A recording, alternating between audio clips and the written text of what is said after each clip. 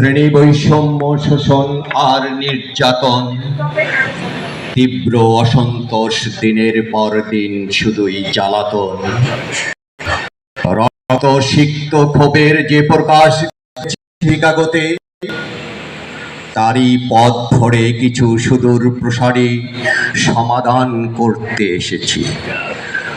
পরবর্তী সময়ে দেশে দেশে সমগ্র শ্রমজীবীদের একটা সম্মানজনক কর্মসন্ধান করার খবর, জীবন যুদ্ধের মুখোমুখি হতে সাহস ও শক্তির তরে, তাই জগিয়ে আসছে শতাব্দীর পর শতাব্দী ধরে।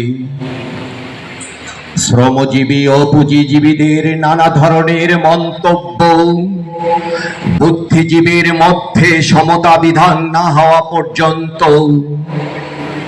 শোষিত শ্রমজীবী মেহনতি মানুষের জীবন থেকে সংগ্রাম ও বোঝাপড়া চলতে থাকবে।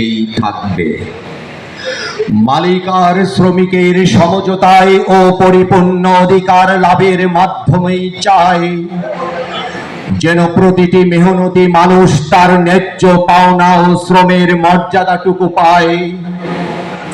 রোদে পড়া, বৃষ্টি ভেজা, কাস্তে কোদাল লাঙ্গল, তাদের শ্রমেই অন্ন জুটে, তাদের শ্রমেই সচল।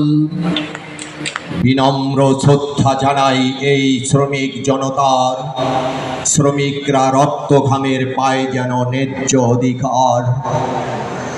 প্রতিটি শ্রমিক ভাইয়ের রক্তে আমার রক্তে মিশ্রণ, কবু যেন ভুলে না যাই আমরা স্মরণে রাখিব আজীবন।